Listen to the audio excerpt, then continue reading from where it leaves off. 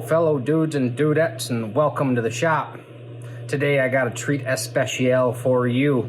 Like most projects in the shop, it starts because of a problem, and the problem is my wife went to a quilting retreat. And while she was there, somebody had a design wall and she wants one. So she jumped on the Amazon and ordered a new design wall, but got no way to hang it on the wall, and that's where this bearded guy comes into play. So what I think I'm gonna do is we're gonna fire up the CNC plasma cutter. I'm gonna cut out some steel, then we'll hot glue it together with the welder, and when we're done, we'll have kind of a decorative, cute little design wall board hanger thing. So let's get started. So I got out the Doodle Magic 1200, drew this up real quick. What I'm thinking is we're gonna make a steel bar that goes across. We'll plasma cut out some little scissors. And over here, I'm thinking maybe like an old-fashioned Singer sewing machine. We're gonna poke some holes into it to mount it on the wall. I'm gonna make this 30 inches long. The design wall itself is gonna be 60 by 72. So I'm actually gonna cut 2 of these out of a piece of steel, and then we're gonna weld them together so that we get our 60 inches. The main reason I gotta do that is because my plasma table, I can't cut 60 inches, so we'll cut it in 2 30-inch chunks.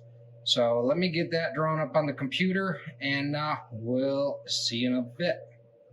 All right, so I got it drawn up in Fusion 360. This is kind of what I come up with. Again, we're gonna cut out 2 separate pieces, and then we're gonna glue them together when we're all done. So I'm gonna get this sent over to fire control. We'll get the plasma cutter warmed up. We'll get some steel put on the table, and we should put some water in there too, and then we'll be ready to rock and roll. All right, so we got it all drawn up. I got it sent over to the fire control, got the plasma cutter warming up. So I think we're about ready to cut some steel. Let's get her fired up and see what happens.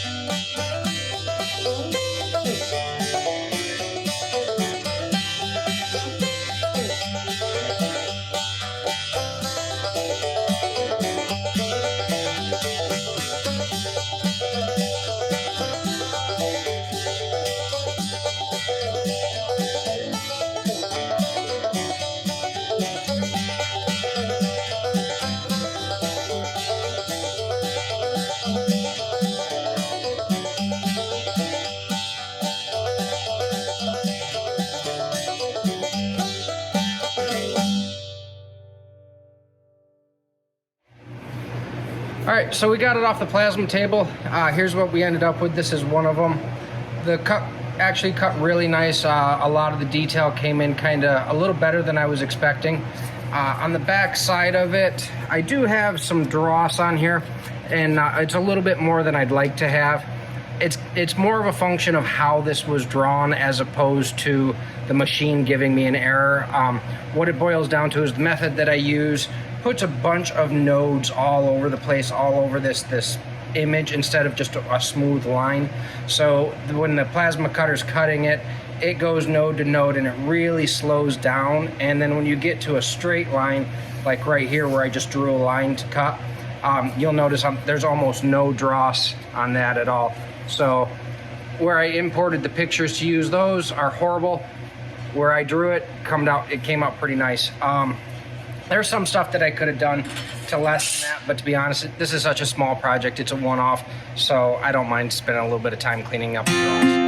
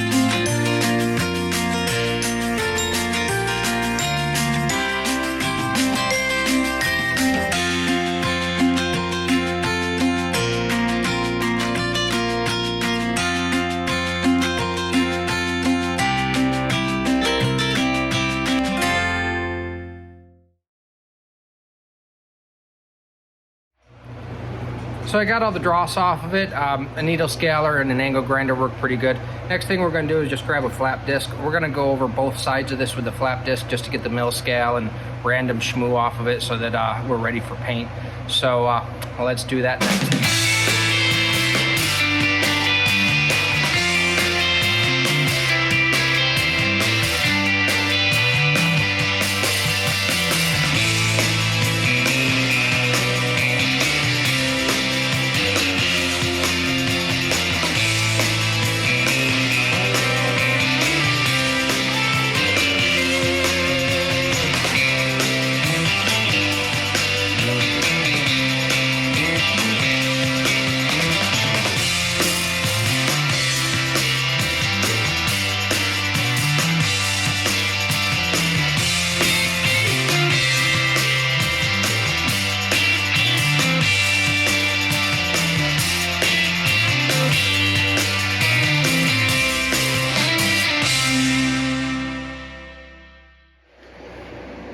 Alright, so this is pretty much what it's going to look like when it's finished. So I've got to weld this seam together here. These are the two different pieces. I wish I hadn't put two holes right here. In hindsight, when I was drawing this up, I probably shouldn't have done that. For those of you that are wondering what kind of equipment we're using, I've got a Hobart Ironman 240. It's way more welder than I need for this job. The plasma table that I used for this was a Langmuir Crossfire Pro, and the plasma cutter was a Razor Weld Cut 45. So if you guys are interested in a more detailed look at some of that stuff, drop a comment below and let me know. So let me get set up so we can do a little hot gluing.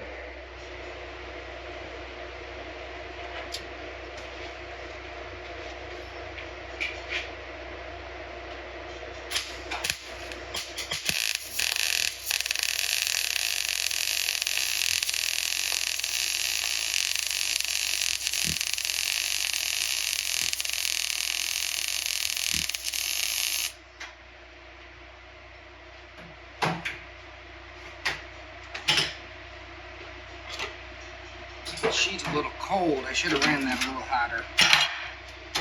But it makes a little adjustment, and then on the back side, burn her in a little tighter, a little hotter.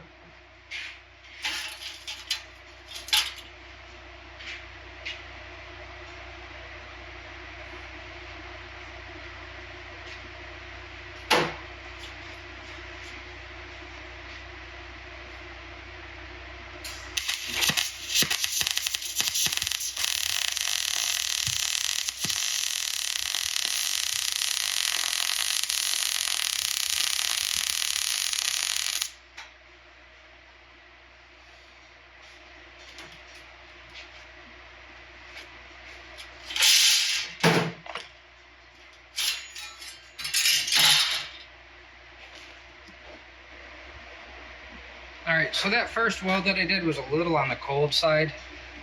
You can see I really, come on, you can see the bead really sticks up quite a ways from the material. It didn't really sink in nice. The back side here, I ran it just a little bit hotter, and I was able to get just to spread out a little bit better. So this isn't going to support any weight. It's literally just to glue the two pieces together. So again, I'm not super concerned about it. If you're a professional welder and you're going to critique me, go to another channel. So we'll get these ground down so they're flush again, and get ready for some finishing. Alright, so we got that weld ground down, and it came out pretty decent. Next we're going to get this wiped down with some acetone and get all of the oils off of it and get ready for some paint.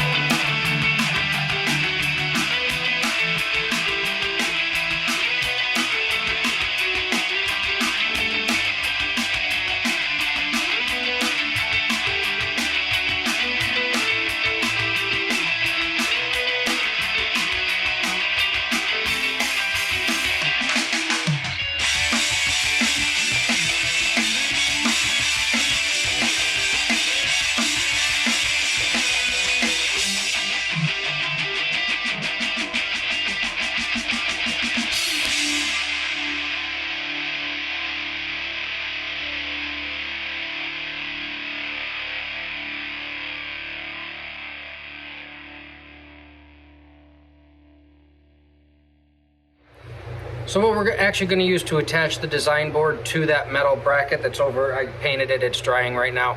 I made up 10 of these guys. These are just magnets that I got from Home Depot. These are some clips that I just had laying around, just spring clips. So basically we're just going to clip this onto the design wall. The magnet is then going to stick to the wall, or to that bracket that we just made that's going to hang on the wall. The reason that I went with this instead of just like, I mean, I could have probably brazed or welded these clips right to the metal. The reason that I wanted them removable though was because this is going to make it a lot easier for my wife to hang stuff up. She can clip these onto her design wall or onto her design board, or even onto a small quilt or something like that that she wants to hang up behind the sewing station, and then she can reach up with one hand and just clip these guys on as she goes. So that's why I went with this design instead of something that was a little more permanent. It makes it a little bit easier for her. Again, I just did up 10 of these guys. So once that paint's dried, then we'll take you up into the sewing room. We're gonna get this hung up, and then I imagine you'll see my wife's happy dance. So stick around. All right, so here we've got the finished product. Little magnetic clips.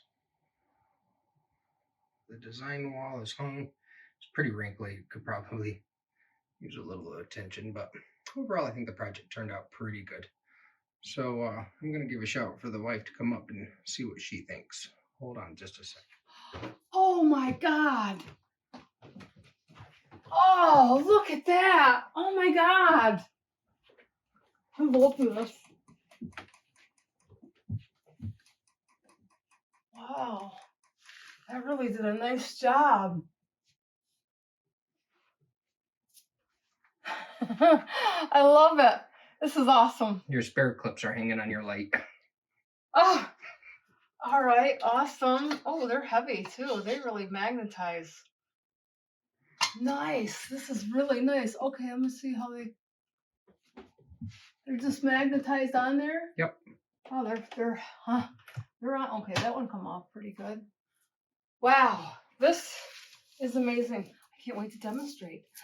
Let me show you how to make this block today. So overall, this was a fairly easy job. It wasn't crazy complicated, and I understand most people don't have a CNC plasma cutter. But I think it was worth it. You could also do a project similar to this. Instead of putting the sewing machines and the scissors on it, you could just get a straight bar of steel and some like refrigerator magnets that have clips, and you can accomplish the same thing. It just wouldn't be quite as decorative. So thanks for watching. Tune in next time. Smash that like, subscribe, and we'll see you later.